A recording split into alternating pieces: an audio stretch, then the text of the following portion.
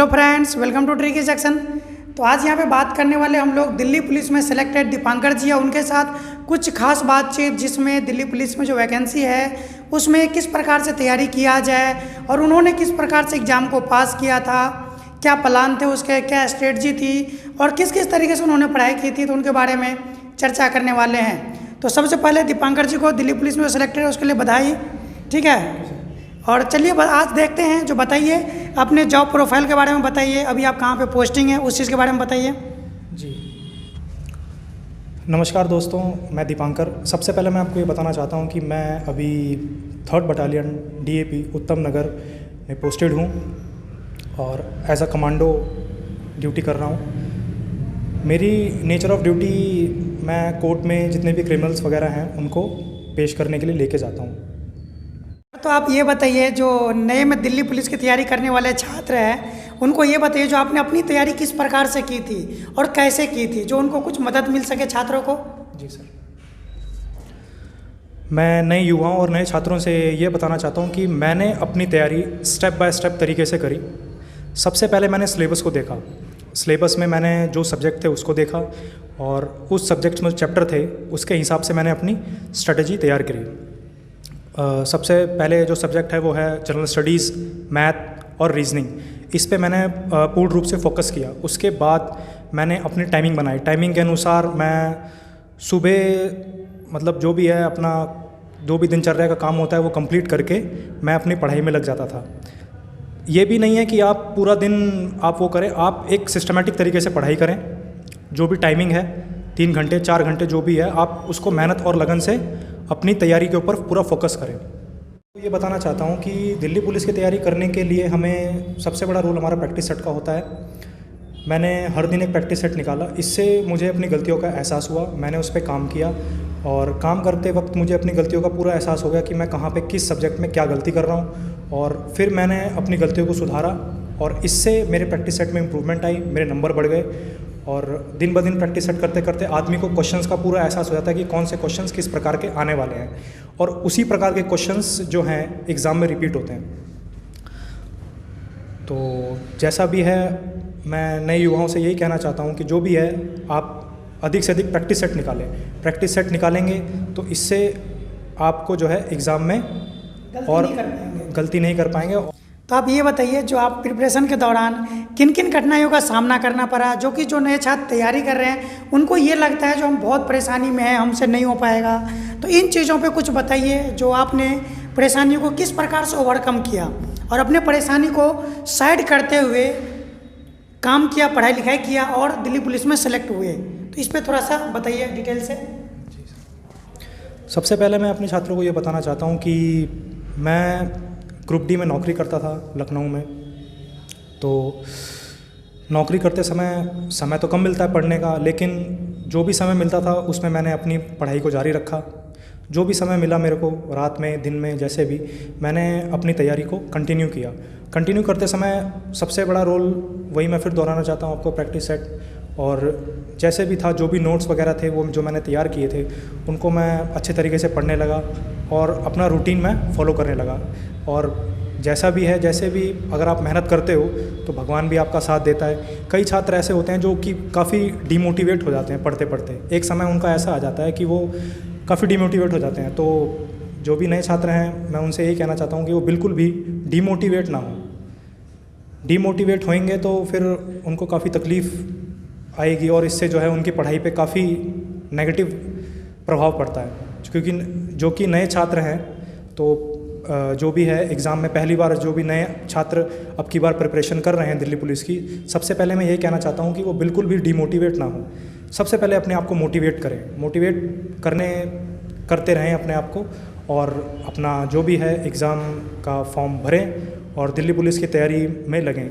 सबसे पहले मैं ये बताना चाहता हूँ कि अपनी तैयारी को स्टेप बाय स्टेप तरीके से, सिस्टमेटिक तरीके से करें। सिस्टमेटिक तरीके से करने में फिर आपको जो कठिनाइयाँ, जो भी समस्याएं, जो भी दिनचर्या में आती हैं वो नहीं आएंगी। आप कोई भी एक समय अपना ऐसा निकालें और उसमें अपने आप को इस तरीके से तैयारी करें कि बस जिस समय आप पढ़ रहे हैं तो केवल आपका ध्यान पढ़ाई पे होना चाहिए। जो भी आप समय दे रहे हैं वो सिर्फ पढ़ाई पे दें और उसका रिवीजन करें। रिवीजन करने में बिल्कुल भी ना चूकें। साथ ही साथ पढ़ाई को एक भी दिन आप गैप ना करें, हर दिन कुछ ना कुछ पढ़ते रहिए। कुछ टाइम आपका ऐसा भी आएगा कि आप जो है एक दिन ऐसा भी आ सकता है कि आपको पढ़ने का मौका भी ना मिले, लेकिन उससे आदमी के अंदर एक नकारात्मकता या डिमोटिवेशन आ जाता है। तो मैं आपसे ये कहता हूँ कि जैसा भी जो भी समय मिले, और जो छात्र कहीं नौकरी कर रहे हैं, जॉब कर रहे हैं, जैसा भी है, अपने आप को मोटिवेट करते हुए थोड़ा ज़्यादा जैसा भी जो भी समय मिले दिन ब दिन पढ़ते चलें। और पढ़ते पढ़ते जैसा भी रहेगा, एक दिन ऐसा आएगा कि आप काफ़ी मतलब आपको जानकारी हो जाएगी और आपको ऐसा लगेगा कि मैं दिल्ली पुलिस में सिलेक्ट हो सकता हूँ। तो यही विश्वास मैं चाहता हूँ कि यही विश्वास मेरे अंदर भी आ गया था, और यही विश्वास मैं चाहता हूँ कि आपके अंदर भी उजागर हो। तो मैं आपसे यही कहना चाहता हूँ कि आप अपनी जो भी है अपनी पूरी मेहनत और लगन के साथ बस पढ़ाई की ओर अग्रसर हो। और मेरी शुभकामनाएं सर, मेरी शुभकामनाएं आप लोगों के साथ हैं, जितने भी नए नौजवान, जितने भी छात्र हैं। तो मैं यही चाहूँगा कि सबसे पहले क्या है, कंटिन्यूटी को बिल्कुल भी ना छोड़ें।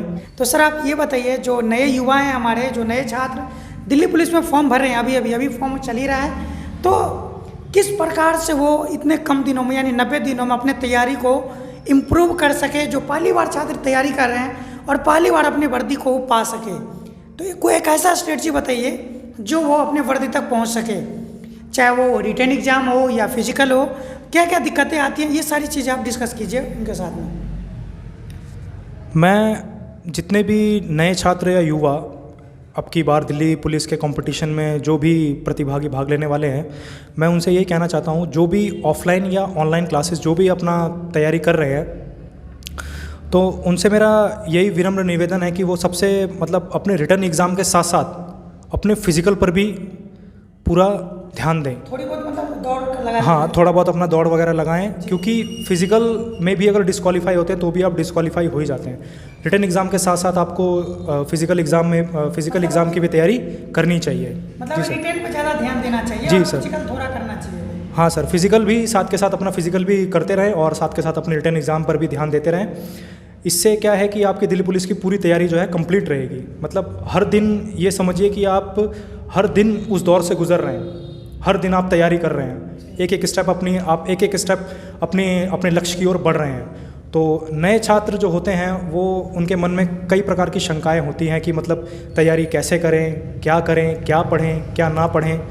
तो मैं उनसे यही कहना चाहता हूं कि मैं खुद ट्रिकी जंक्शन से जुड़ा हुआ हूं, तो इसलिए जो ट्रिकी जंक्शन की टीम है उन्होंने कई प्रकार के ऐसे कंटेंट हैं जो कि जनरल स्टडीज़, मैथ्स, रीजनिंग, अब की बार जो नया सब्जेक्ट ऐड हुआ है जैसे कंप्यूटर, उसके कई प्रकार की लाइव क्लासेस जो है उन्होंने अपलोड करी हैं और नोट्स हैं अपलोड करे हैं। तो नए छात्र जो है वहाँ से अपनी तैयारी का प्रिपरेशन कर सकते हैं। और फिर मैं वही कहूँगा कि अगर वहाँ से अपनी क्लासेस और अपने नोट्स को अगर वो वहाँ से पढ़ें और उसको अच्छे तरीके से उसको ध्यानपूर्वक उसको देखें, तो उन्हें कई प्रकार के ऐसे क्वेश्चंस वगैरह जो भी उनको डाउट होंगे वो सारे उनके क्लियर हो जाएंगे। तो नए छात्रों के लिए ये बताइए आप, जो दिल्ली पुलिस में अभी जो छात्र तैयारी करते हैं, प्रैक्टिस सेट का कितना रोल है? अभी मान लीजिए 90 दिन के आसपास बचा हुआ है एग्ज़ाम में, तो छात्र प्रैक्टिस सेट लगाए या ना लगाए? क्योंकि अगर एक रोज़ पर डे अगर प्रैक्टिस सेट लगाता है वो, तो कम से कम 90 को प्रैक्टिस सेट लग जाएंगे उससे। तो प्रैक्टिस सेट के बारे में बताइए, कितना इंपॉर्टेंट है लगाने के लिए या नहीं लगाने के लिए? सबसे पहले मैं ये बताना चाहता हूँ कि प्रैक्टिस सेट का रोल बहुत ही इंपॉर्टेंट है। हर दिन प्रैक्टिस सेट लगाना पड़ेगा। इससे जितने भी नए छात्र हैं उन्हें अपनी कमियों का एहसास होगा, उन्हें अपनी गलतियां पता चलेंगी कि वो किस सब्जेक्ट में कितनी और कौन सी गलती कर रहे हैं। उनको इस चीज़ का एहसास होगा कि मैं किस सब्जेक्ट में वीक हूँ और किस सब्जेक्ट में मैं स्ट्रांग हूँ। उसको रिवीजन कर लेगा। हाँ, उससे वो जो है अधिक से अधिक उसको रिवाइज कर सकते हैं और अपनी गलतियों को जब उनको पता चल जाएगा तो उस पर वो काम करके उसको ठीक कर सकते हैं। और ये गलती वो दोहरा भी नहीं पाएगा, क्योंकि अगली बार आप कर लेंगे तो फिर दोहराएंगे नहीं गलती, तो एक नंबर आपको क्या होगा, इंक्रीज होता हुआ चला जाएगा। एक प्रैक्टिस सेट में आपका इंक्रीज क्या होगा, बढ़ता हुआ चला जाएगा। जी, यही मैं कहना चाहता हूँ। प्रैक्टिस सेट का बहुत ही इंपॉर्टेंट रोल है। 90 दिनों में आप 90 प्रैक्टिस सेट निकालेंगे तो आपको इतना कॉन्फिडेंस आ जाएगा आपके मन में कि मैं पेपर उनके लिए ऐसा लगेगा आसान सा महसूस होगा पेपर। तो प्रैक्टिस सेट तो मस्ट है। यानी प्रैक्टिस सेट का सीन जो है बहुत ज़्यादा बढ़ गया उसमें। जी सर, प्रैक्टिस सेट का रोल जो है बहुत ही ज़्यादा। एक प्रैक्टिस सेट पर डे आप लगाइए, पर डे आप लगाइए प्रैक्टिस सेट। ऑफलाइन हो या ऑनलाइन हो, तो एक काम कीजिएगा, अभी तो ऑफलाइन लगाइए, लेकिन जब नवंबर से कम 10 या 15 ऑनलाइन प्रैक्टिस सेट आप लोग जरूर सेट कीजिएगा। जी जी। बाकी जो हमारी ट्रिकी जंक्शन की टीम है, उन्होंने काफ़ी ऐसे कॉन्टैक्ट हैं जो कि इम्पोर्टेंट हैं, जो कि बहुत इम्पोर्टेंट हैं, जो कि दिल्ली पुलिस में काफ़ी सहायक सिद्ध होंगे। जितने भी नए छात्र हैं उनको काफ़ी हेल्प मिलेगी और उनको मतलब ट्रिकी जंक्शन सीधा प्रोवाइड ऑफलाइन कोचिंग भी है और ऑनलाइन भी चल रहा है, तो आप लोग तो ऑनलाइन में देख ही रहे हैं। जी जी। ऑफलाइन कोचिंग भी है तो ऑफलाइन के द्वारा भी छात्रों को काफ़ी सारे हमारे छात्र जो दिल्ली पुलिस में लगे हुए हैं और अभी तैयारी भी कर रहे हैं, चल भी रही है कोचिंग उन लोगों की। जी सर। तो अगर जिसको भी कंटेंट चाहिए हो तो देख ही रहे आप लोग, वो लोग आप जुड़े रहिएगा चैनल से। और यहाँ पे जो दोस्तों एक चीज़ और, अगर आप लोग तैयारी कर रहे हो तो एक चीज़ याद रख लीजिएगा, क्योंकि इस बार अगर दिल्ली पुलिस की वर्दी नहीं मिली तो कम से कम देखिए वैकेंसी आप देखिए 16 में आया हुआ था और 20 में आया है, मतलब 4 साल। तो 4 साल बाद आपको इंतज़ार करना पड़ेगा। इतने में एज भी ख़त्म हो सकती है, कुछ भी हो सकता है। तो मतलब इस बार जो 90 दिन है ना, उसको आप लोग टारगेट कीजिए। और 90 दिन जो है बहुत होते हैं दोस्तों। अगर एक दिन भी कम से कम देखिए आवड़ मत जोड़िएगा आप लोग। जो हम लोगों ने 10 घंटे या 12 घंटे पढ़ना है, हमें ये जोड़ना है जो 90 दिन में मेरे को वर्दी चाहिए और कुछ भी नहीं। अगर दोस्तों 90 दिन में क्या वर्दी चाहिए, अगर इस बार अगर आप लोगों ने वर्दी ले ली ना दोस्तों, तो जितने भी गिले शिकवे होंगे आपके सारे दूर हो जाएंगे। जितने हेटर्स होंगे सब जो है ना वो पॉजिटिव में बदल जाएंगे। आप लोगों को आपकी बड़ाई करते हुए नजर आएंगे। उन चीज़ों पे आप लोग ध्यान दीजिएगा। कहते हैं ना, बिल्कुल जैसे मम्मी पापा के नाम रोशन कीजिए, पढ़िए आप लोग, चाहे ऑनलाइन ऑफलाइन कहीं से भी पढ़िए, कोई दिक्कत नहीं है। मैटर ये करता है जो आप सफल हो रहे हैं या नहीं हो रहे हैं। आपने अपनी मेहनत पे पूरा कंसंट्रेट करिए, अपनी मेहनत पे कंसंट्रेट करिए। कोई कौन क्या कहता है, क्यों कहता है, उस पर बिल्कुल भी ध्यान मत दीजिए। आप अपनी मेहनत पे फोकस करिए। आपको नेगेटिव लोग भी मिलेंगे जो आपको ये कहेंगे कि यार तू कुछ नहीं कर पाएगा, लेकिन उस पर ध्यान मत दीजिए। आपको जब भी समय मिले, जो भी मिले, आप अपनी मेहनत और लगन से आप अपना प्रैक्टिस करिए, आगे बढ़ते रहिए। और इस बार जो है दिल्ली पुलिस में आप अपना सिलेक्शन लीजिए और अपने परिवार का नाम रोशन करिए। बाकी मेरी शुभकामनाएं। जितने भी नए विद्यार्थी और छात्र हैं उन सबको मैं धन्यवाद देना चाहता हूँ। तो यहाँ पे दोस्तों ये बात है, जैसे हमने बात करी, चर्चा करी, और उसके बाद देखे आप लोगों ने, मतलब देखिए एक एवरेज स्टूडेंट भी कर सकता है, उसमें कुछ भी नहीं होता। मान लीजिए अगर आपने खुद देखा होगा दोस्तों, एक बात याद रखिए, जब भी आप गवर्नमेंट जॉब की फॉर्म भरते हैं ना, तो कभी भी उसमें ये नहीं बताया जाता आप किस स्ट्रीम से है, आपने साइंस से कर रखा है, आर्ट से कर रखा है, या फिर आपके 90% मार्क होने चाहिए। उसमें ये चाहता है जो आप मेहनत कितना कर रहे हो। बस सिंपल सा गवर्नमेंट जॉब जो है ना, वो आपसे मेहनत करवाना चाहता है। आपके ना परसेंटेज देखा जाता, कुछ भी नहीं देखा जाता, उसमें देखा नहीं जाता। बस स्टूडेंट का मेहनत चाहिए, उसमें उसका लगन चाहिए। कोई भी स्टूडेंट कर सकता है, एक एवरेज स्टूडेंट भी कर सकता है, बट आपके अंदर वो लगन होनी चाहिए, आपके अंदर वो आग होनी चाहिए कुछ कर जाने की। करते वही हैं जिसके अंदर आग लगी होती है। समझ गए आप लोग। बिल्कुल एक जेन्युइन तरीके से प्रैक्टिस कीजिए। और कोई भी प्रकार की अगर दिक्कत होती है आप लोगों को दोस्तों, तो नीचे डिस्क्रिप्शन में नंबर होता है व्हाट्सएप का, आप कॉन्टैक्ट कीजिए सीधे हम लोगों से, सारे सॉल्यूशन आप लोगों को दी जाएगी। आपको एक थॉट्स बताते तो मैं आप लोगों को, याद होगा स्वामी विवेकानंद जी का, आप अपने लक्ष्य के बारे में सोचिए, बड़ा लक्ष्य बनाइए और तब तक मत रुकिए जब तक आप अपने लक्ष्य को प्राप्ति ना कर सके। उठो जागो और तब तक मत रुको जब तक अपने लक्ष्य की प्राप्ति ना हो सके। तो इसी के साथ हम लोग अलविदा लेते हैं और फिर मिलेंगे अगले वीडियो में किसी और नए गेस्ट के साथ। तब तक के लिए thank you so much. Thank you sir.